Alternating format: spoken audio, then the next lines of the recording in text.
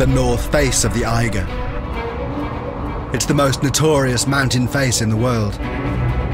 The Eiger will always be a dangerous mountain, and I'm afraid, therefore, there will be people killed on it in the future. I was definitely seriously frightened before I set out on the Eiger.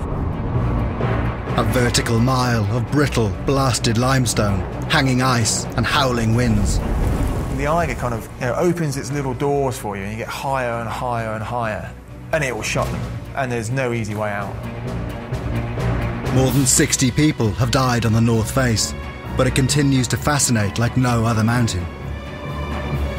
It's climbing's grand stage, a uniquely public arena where mountaineering becomes theatre. I think it was a bit like being an actor and suddenly being told you can do Hamlet now. Its history has reflected the national tensions of Europe in the 20th century. I think Harrer had the swastika flag in his backpack. It's a testing ground, a rite of passage, a place of innovation where new standards are set. This whole ascent changed my mind for other mountains. I can go maybe to Himalaya with a completely different mind. This will change climbing. We set out to explore the reputation of the Eiger's north face and to understand what has made it such an iconic mountain.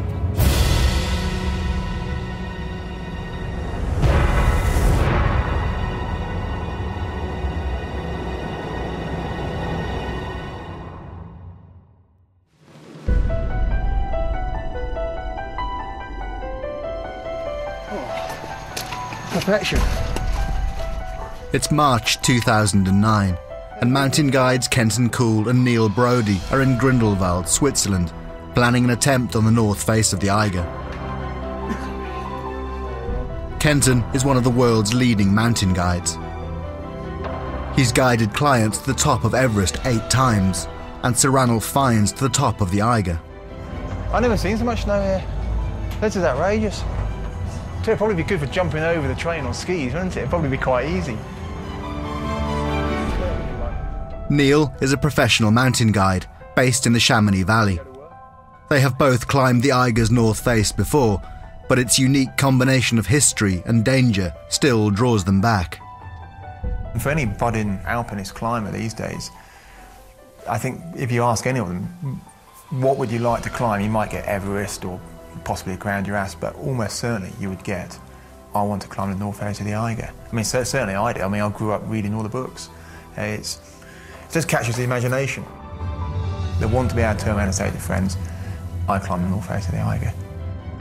Climbers are not, all level-headed or reasonable. It's kind of quite often, it's kind of quite the contrary. So, they are attracted to the Eiger because of its reputation.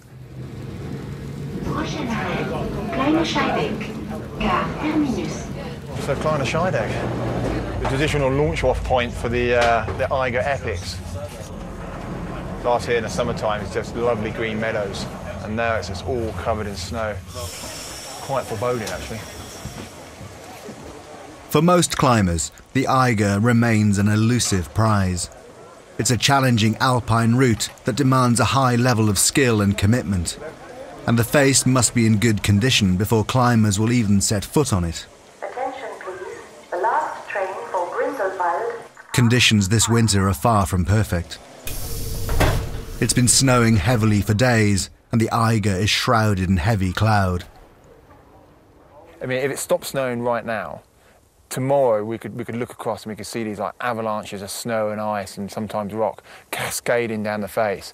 We basically call it shedding. The Eiger will be shedding its winter cloak in a way, and it'd just be complete death to go anywhere near it. And it'll probably take 48 hours of weather. It doesn't need to be sort of blue sky or anything like that. It just needs to stop snowing. The wind needs to drop a little bit, and it will shed its winter coat. And then we would need good weather for the period that we will be climbing. Yeah, I mean, I'm kind of going to be optimistic and say we've got a 50-50 chance of giving it an attempt. We're here for 10 days and things can change very, very quickly. So, yeah, I'm hopeful. Yeah. Good skiing, though. We've been trying to film an ascent of the North Face for 2 seasons, but the weather has been against us, and the Eiger's history has shown that this is a place that demands the utmost respect.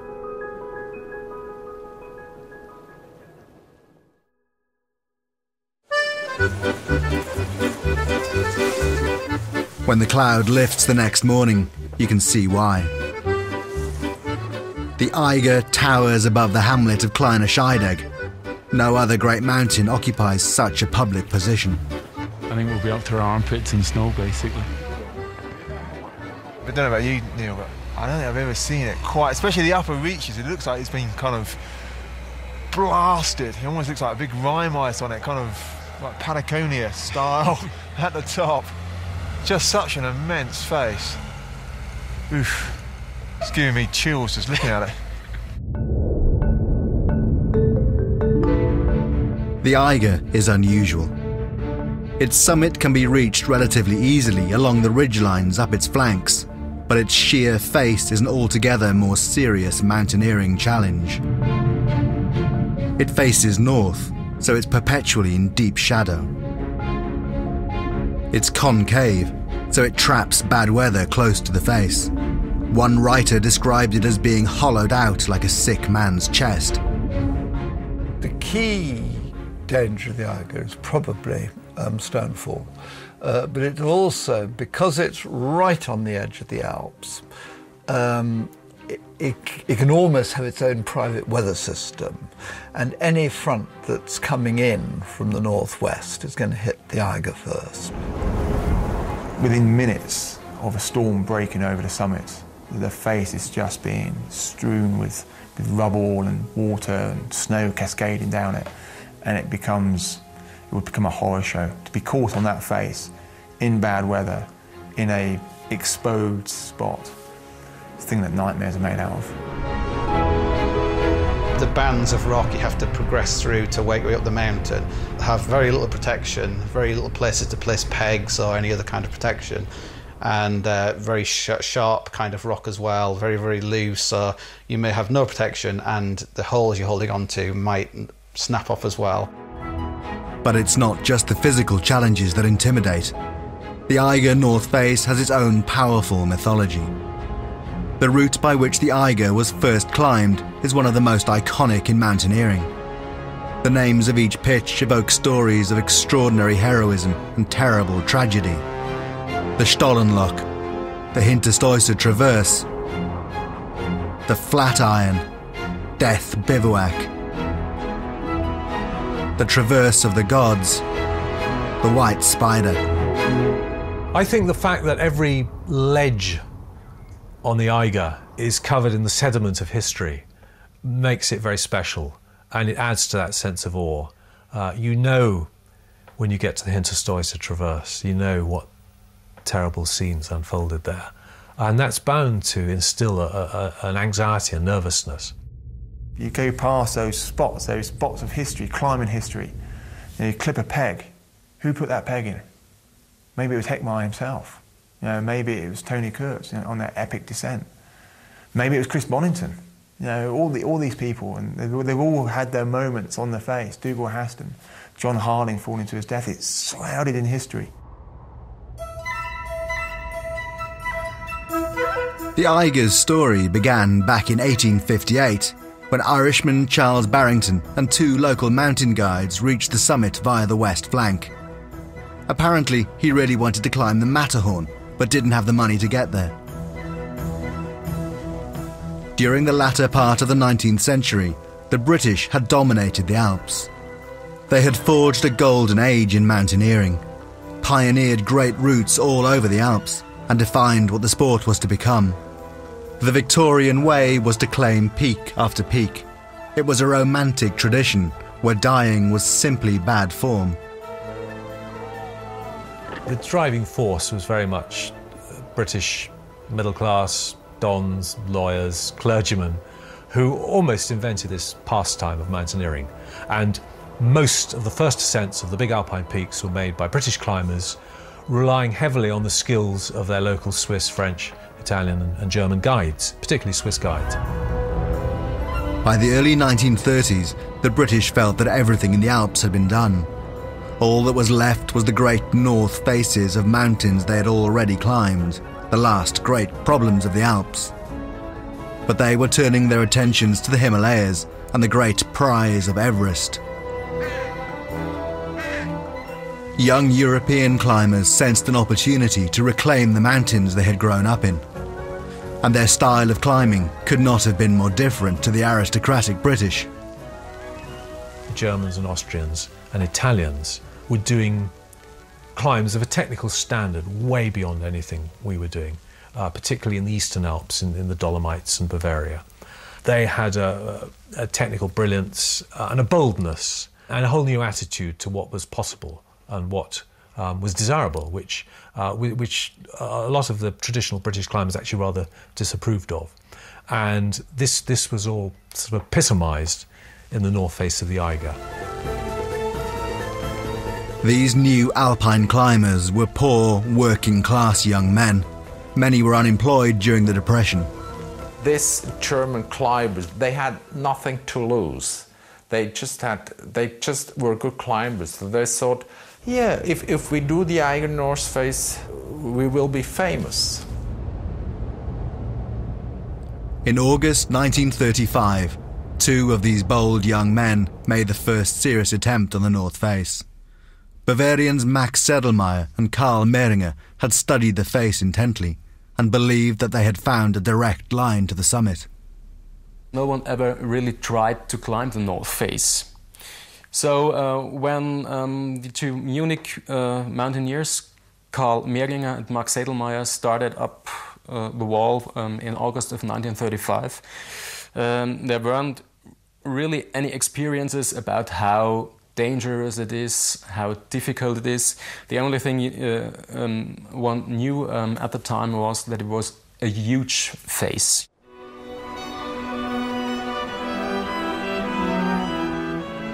They set out at 2 a.m. on August the 21st. They made good progress, and at the end of the second day they had reached the top of the first ice field, and still the weather held. Then, on the third night, the weather broke, and a great thunderstorm engulfed the Eiger. The temperature in Kleine Scheidegg fell to -8. On the 5th day, the clouds lifted briefly, and the queues of people at the telescopes could see them high on the face, still battling upwards, nearly at the Flatiron. The curtain of cloud closed once more, and Mehringer and Sedlmayr were never seen alive again. Their bodies were later found on a small ledge at 3,300 metres that became known as Death Bivouac. That first accident in 1935, that really sort of cemented the reputation of the Eigers. Well, it became known as the Moordwand, the death wall. And the press just flocked to Grindelwald. And of course, because it's so public, in full view of the cameras and the telescopes, these grisly dramas were played out to the cameras, to the world's press. The tragedy captured the public imagination like nothing before. For the first time, this was mountaineering as theatre. People could sit on a terrace and watch life and death drama unfold before them. The stage was set for the Eiger's second act.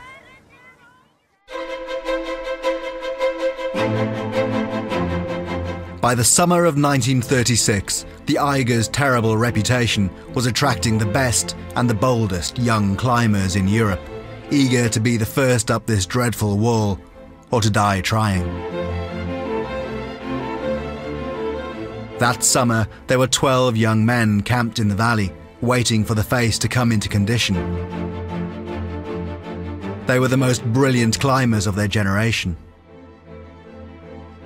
Among them were Germans Andreas Hinterstoisser and Toni Kurz, and Austrians Willy Angerer and Eddie Reiner. They too had studied the face and had spotted an intricate, complex line that would demand huge commitment.